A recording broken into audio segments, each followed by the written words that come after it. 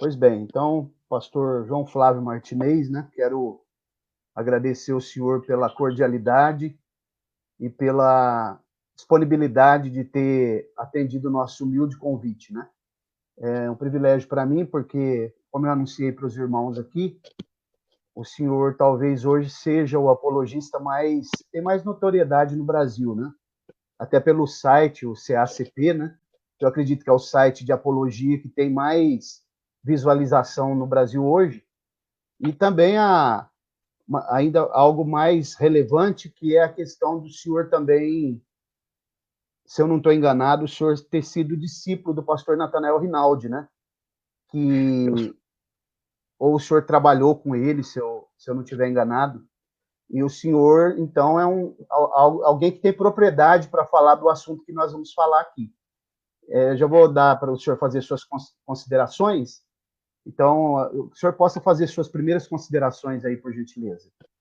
bom, muito bem. Primeiro, eu que agradeço pela oportunidade de estar aqui no seu canal, tratando de assuntos apologéticos, que é a minha área.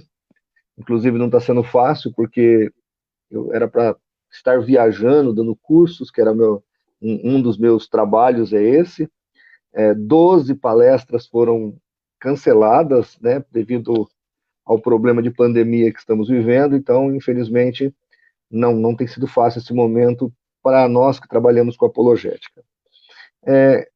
Veja, os primeiros discípulos que eu poderia dizer que andaram com o pastor Natanael Rinaldi, você tem ali o pastor Joaquim de Andrade, você tem o pastor Paulo Romero, você tem o pastor Ezequias Soares. Estes homens, eles foram da primeira onda de apologistas aqui no Brasil, que ajudaram a fundar o ICP na década de 80. Então, o Instituto Cristão Americano veio para o Brasil, o pastor Natanael Rinaldi já estava ali, ele acabou liderando esse movimento e foi um marco divisor das águas aqui no Brasil na questão da apologética. Eu começo na verdade, eu trabalho com apologética desde 95, mas nós fundamos o CACP, o Centro Apologético Questão de Pesquisas, em 1998. E desde então a gente teve o apoio do ICP, fomos a São Paulo conhecer o pastor Natanael Rinaldi, e daquele momento até o dia da sua morte, a gente teve muito contato com ele. Depois ele sai logo em seguida do ICP, ele vai ajudar o seu filho na Igreja Evangélica da Paz em Santos, e ele começa a promover congressos apologéticos, que seria esse ano o 15º congresso. Nós ainda estamos estudando para ver se ele vai acontecer esse ano. E desde então, desde o segundo, a gente está trabalhando, fomos trabalhar junto ao pastor Natanael Rinaldi, cooperar com ele nesse trabalho, e a gente se aproximou muito dele. Então, nos últimos 20 anos da vida dele, antes dele partir para a glória, nós estivemos muito ligados a ele, todo ano, 2, 3 vezes em Santos, e foi um privilégio que Deus nos deu, de podermos estar diante desse grande, mas pequeno servo de Deus, uma pessoa extremamente amorosa, piedosa, mas aguerrida, firme, convicto, um homem que eu confesso para você que às vezes eu fico pensando qual é o tempo que ele arrumava para estudar tanto. Para você ter uma ideia, lá na Igreja Evangélica da Paz em Santos, ainda tem todo um acervo que precisa ser digitalizado, porque ele usava aquelas máquinas Olivetti de escrever. Está todo o material lá, tem muitos estudos ainda que estão sendo digitalizados e aos poucos nós estamos subindo para a internet o material dele, mas é impressionante, ele fez apologética por quase 50 anos da vida dele, o ministério quase todo dele foi como um pastor da Assembleia de Deus, mas também como apologista, ele sempre fez apologia, fazia programa de rádio, nós inclusive outro dia achamos lá nas coisas dele na IEPAS, nós estávamos mexendo lá, um, um curso de radialista que ele fez na década de 50, para você ter uma Meu ideia, né? Deus. Na década de 50. Achamos um diploma dele de mestre em divindade, ele era Nossa. bacharel em teologia, mestre em divindade, advogado, só que ele nunca falou. Ele morreu e a gente ficou sabendo disso depois da morte dele, porque ele tinha o certificado lá, o diploma, mas ele nunca ostentou, ele nunca se preocupou em ostentar. Então, assim, a apologética brasileira deve muito ao nosso saudoso pastor Natanael Rinaldi. Neste aspecto, a gente acabou ficando assim como como sucessor dele por causa da aproximação e de que hoje o site do CACP é onde tem quase todo o material que ele produziu e foi digitalizado está no canal do CACP. Inclusive, se você entrar no cacp.org.br, tem um link lá em cima, Natanael Rinaldi, você vai achar quase 1000 artigos escritos pelo pastor Natanael Rinaldi, que estão no nosso site. Acho que mais de 1000. Eu preciso até contar, eu não tive essa curiosidade, mas eu acho que é mais de 1000 artigos escritos por ele. Maravilha, pastor. Eu tive a oportunidade de conhecê-lo, né, pessoalmente, realmente uma pessoa muito humilde, uma pessoa que me atendeu também com muita cordialidade, né? E eu, como estudioso de apologética cristã já há muitos anos, e na verdade eu ainda estou no anonimato, né, nessa área, mas, pastor, eu gostaria que o senhor fizesse também agora, até como prefácio para esse assunto que nós vamos tratar aqui, utilizando uma frase, duas frases que o senhor fala, que eu anotei, que eu achei muito interessante. A primeira é o seguinte, que a apologética cristã é o patinho feio da teologia. E a segunda frase, que o senhor também fala, é que a apologética cristã ela não tem como objetivo criar pontes com os sectários, mas ela tem como objetivo criar um muro, né, para proteger a igreja do Senhor. Inclusive, tem um texto em Provérbios, né, que diz que se alguém derrubar um muro, uma cobra o morderá.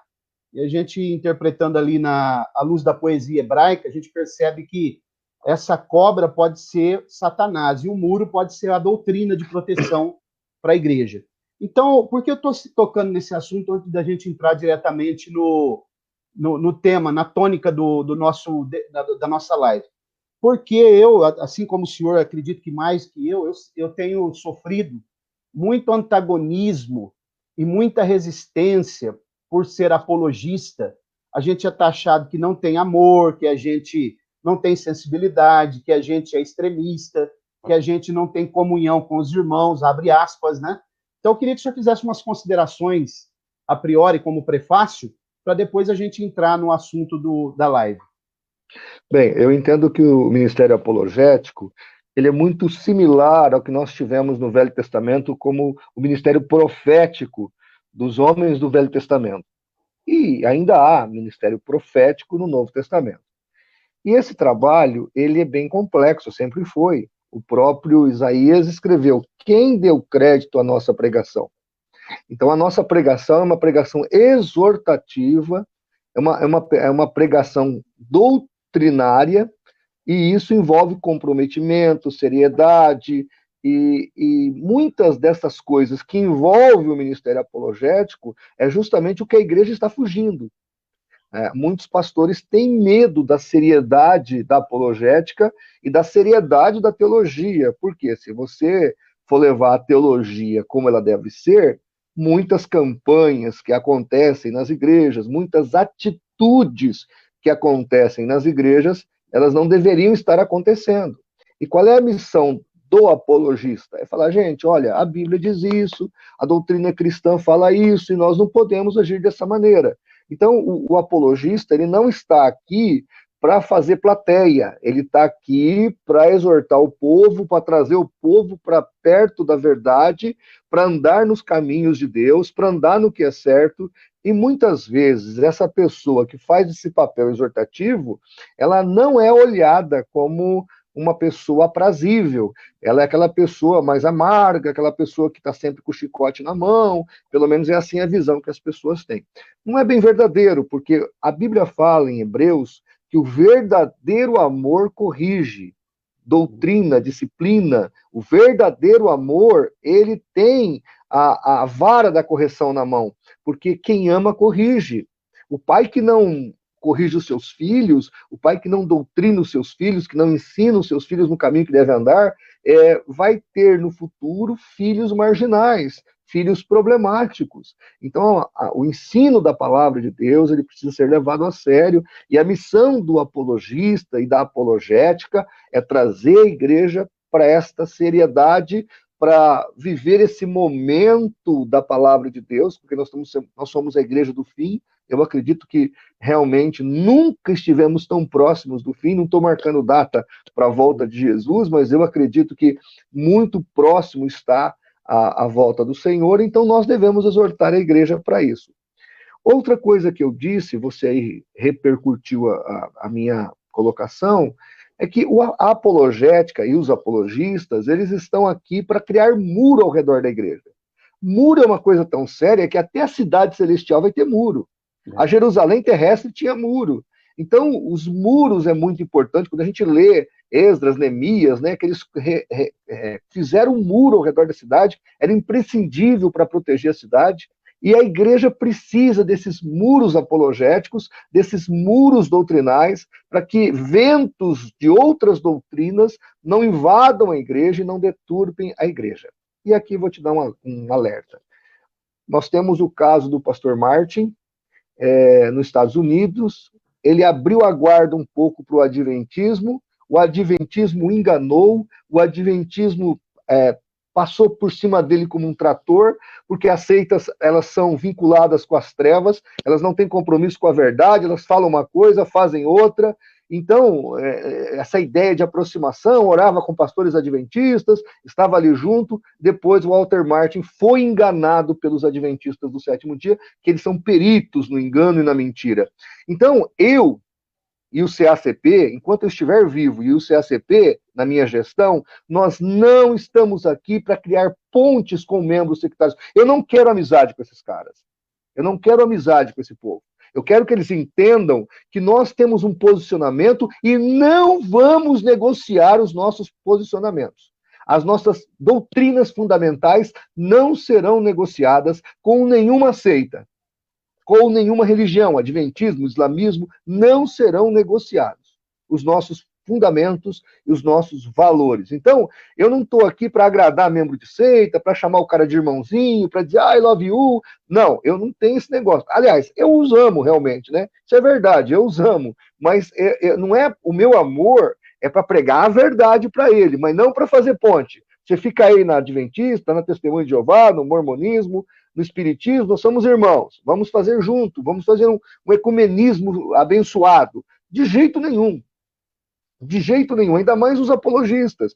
E muitas vezes aí, né, outro dia tinha um apologista aí dizendo que os adventistas eram irmãos, depois falando que os unicistas eram irmãos, depois falando que os católicos vão para o céu. Então, quer dizer, esse tipo de apologética não ajuda a igreja brasileira, não ajuda a obra de Deus, é uma apologética daninha, ela prejudica o trabalho e nós temos que ter posicionamento, a igreja tem que ter uma colocação firme, convicta, e os apologistas, quem faz apologética, ele não pode ser maleável com essas questões. Claro, nós não vamos ser intolerantes, não vamos ser pessoas obtusadas, não vamos ser pessoas que vamos tacar fogo, não é nada disso. Nós sabemos conviver com essas pessoas, mas ela lá e nós aqui, cada um no seu quadrado, tá certo? Eu sei o quadrado que Deus me colocou, e do meu quadrado eu não vou sair. Então, se ele não quer sair do dele, eu também não vou sair do meu. Então, não tem essa questão de não importa, aceita que tu és. Uhum. Se o teu coração é igual ao meu, dai minha mão e meu irmão será. Lembra desse corinho? Com membro de seita não rola. Rola com membro de outra igreja evangélica. Né? Eu até entendo que doutrinas não fundamentais, como o batismo, por exemplo, né? Uma igreja crê que o batismo é por aspersão, outra igreja crê que é por imersão. Eu não acho motivo dessa doutrina, por exemplo, ela ser divisória entre as duas instituições religiosas evangélicas. A gente tem, aí a tolerância até dá para suportar, porque a salvação não tem nada a ver com o batismo. Mas, mesmo assim, nós temos que nos posicionar e vivermos naquilo que a palavra nos orienta. Amém. Faço suas minhas palavras, né? É o que eu tenho ensinado os irmãos aqui. Tem resistência, porque às vezes a gente é taxado de pessoas que não ama. E o senhor falou aí com muita propriedade que o verdadeiro amor ele está atrelado à justiça de Deus, à repreensão. E Paulo fala em Romanos, né, que Deus ele concilia justiça, aliás, amor e repreensão, né? E muito interessante essa questão que o senhor falou aí do adventismo, né? Eu até conheço pessoas que são adventistas, que eu tenho um certo diálogo, mas não significa que nós vamos compactuar com aquilo que eles professam.